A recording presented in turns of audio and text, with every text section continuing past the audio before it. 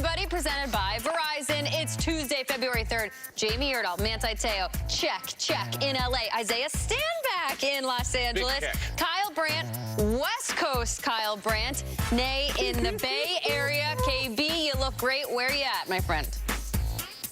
It's like Florida Stanley. I just show up with a total different energy in California. Here I am in front of the field of course, the Pro Bowl games powered by Verizon, which will be played tonight. But, guys, I've already had an incredible day. I think it's like 1 a.m. here. I'm not even sure what time it is, but I've already had some rice-a-roni. I swam to Alcatraz. I saw Madison Bumgarner. I'm having the whole San Francisco experience. Great energy, great show. I cannot wait to talk about this whole week with you as we kick off Good Morning Football, all California edition. Let's roll.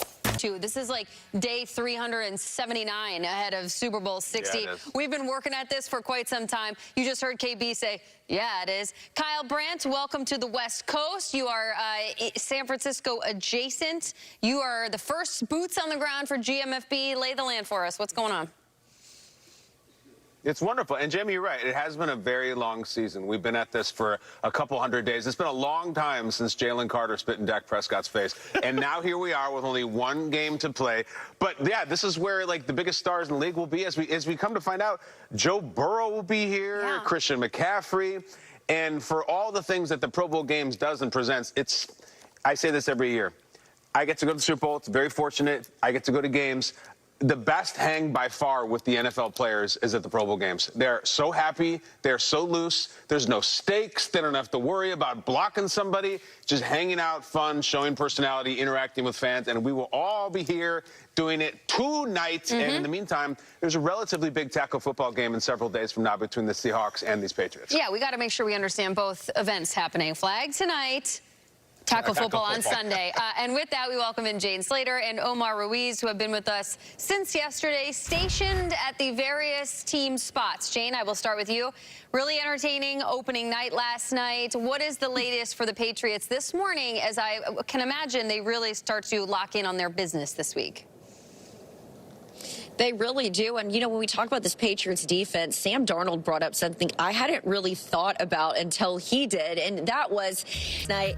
But Mike Vrabel shut that down quickly, saying there will never be another Tom Brady. Now, Vrabel says he isn't into comparisons, but he did credit the 23-year-old second-year quarterback, Drake Maye, for getting them here in his first season with the Patriots. He said he wanted to coach him, loves his growth, and believes the best is still ahead. And what Maye has already done is become the second youngest quarterback ever to start a Super Bowl. He had the league led it in completion percentage, and he was remarkably efficient under pressure this season.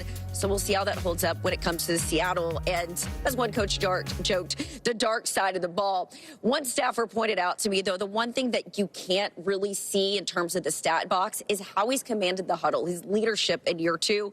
This coach has worked with the likes of Matthew Stafford and literally said that is who Drake Maye reminds him of in the huddle. We don't typically see that until we see some of those mic'd up, but a lot of growth from this second-year quarterback. Speaking of those Seahawks, we've got Omar Ruiz to give you that side of the story this morning. Hey, Jane, the Seahawks completed their first full day here in the Bay Area yesterday. They had all their interviews with NBC for the game broadcast on Sunday. They went over to San Jose State University, which will be their practice field for the week, had a walkthrough and practiced the halftime, the elongated halftime, what they're going to do during that process, going through all that. They'll be off today, and then Wednesday through Friday, they're going to have a normal practice week. Obviously, we hear every single year these teams try to keep as normal a schedule as possible. One thing that is anything but normal is opening night. Both of these teams having a lot of fun with it yesterday.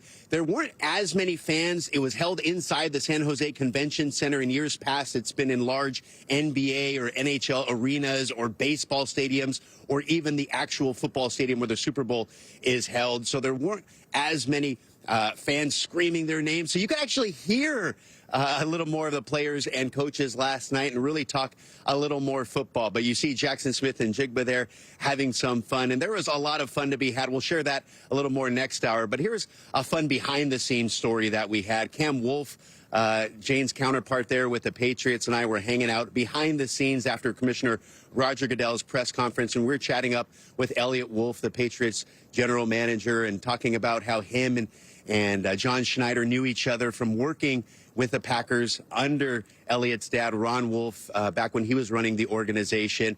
And that connection with Schneider goes even further back to the 90s.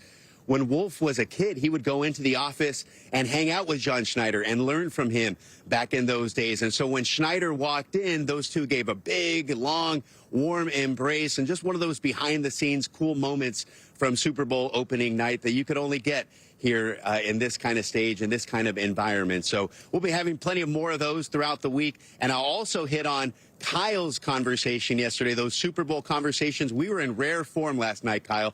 I know you're not going to want to miss that next hour. Okay, what a tease, Omar and Jane. Thank you very much. A lot of shots from last night, images that you will want to lock in for the rest of the week, and one of which is standing on the stage, the two quarterbacks from Super Bowl 60, Drake Maye and Sam Darnold. They were both selected with the number 3 pick in their respective drafts, but Darnold and Maye took very different paths to get to the Super Bowl. Last night, the two QBs talked about their journey to 60.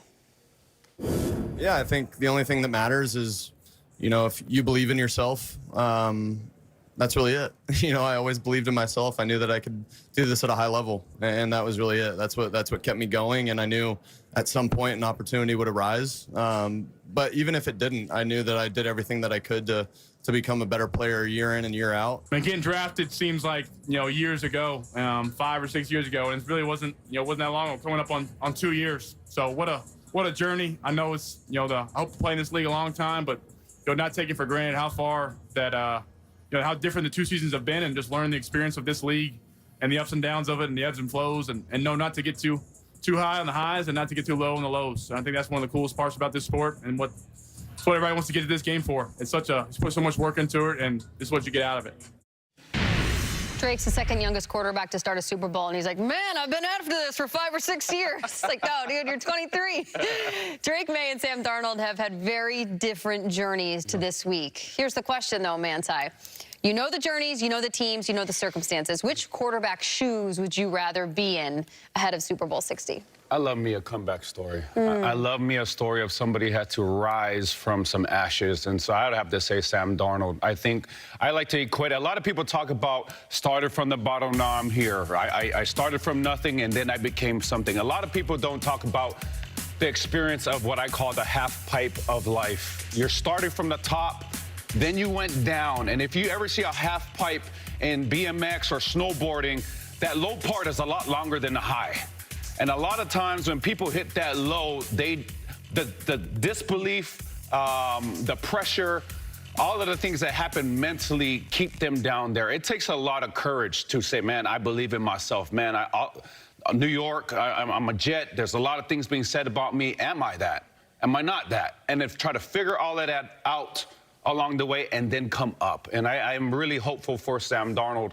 So if I were to say, Zay, if I could be in anybody's shoes, it would be Sam Darnold on that redemption story, to ride this half pipe and then come up on the other end on top. No, that makes sense, and I'm not going to defer on that one. I'm going to actually agree with you in the fact that I am, too, on Team Sam Darnold. The reason being is that I think that, yeah, that redemption story, right? But I also like the fact that as a competitor, you want to silence the doubters, right? There's just something innately in us that as athletes, you just want to tell everybody just to shh. You're hating on me, right? Like, this is my opportunity to put everything at ease, right? To shut all the cats up from the Jets, to shut up everybody from Carolina, everybody that told me I was just a backup in San Francisco, right? The Minnesota Vikings kicked me to the side and went along with their draft pick after I proved to them what I'm capable of doing.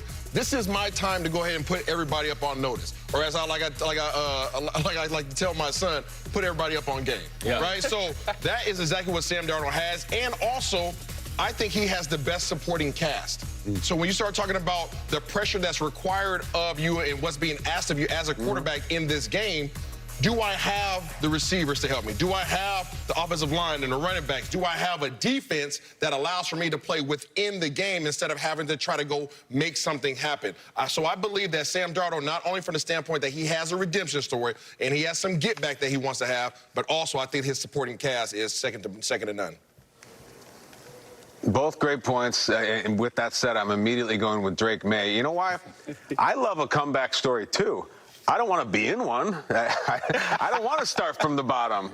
If I can start from the top, if that is available as an option, I will choose to start from the top. Manta, I love the half pipe too, but I don't want to, Sam Darnold broke his leg 3 times coming down that half pipe before he started, doing the hand plants and stuff. If you're allowing me a means with which to skip all those steps and just come in the league and have success, I will go with Drake Maye every single time. Baking and who was entrepreneurial, like that sounds like a dream come true. In my day job, I go and play football for one of the best coaches in the NFL, and I'm just ahead of schedule, and I'm about to become the youngest quarterback ever to win the Super Bowl. I mean, I like Sam Darnold's story too, but if I can just cut all the crap and get right to the good stuff, I'll be Drake Maye. Good point, Kyle. I was thinking about how Drake Maye power ranked his wife's baking options that last night. It was perfect. Yeah. Cinnamon snickerdoodle cinnamon rolls that she made for the offensive linemen. That is the way. Wonderful thing. That's a wonderful thing. Exactly. Exactly. Because Jamie, remember, it's not who has the better story. It's whose shoes do you want to be in? Sam Darnold has a better story. I want to be in the Drake shoes. Are you kidding me? Give me what is cinnamon snickerdoodles? Give me all of them. All of them.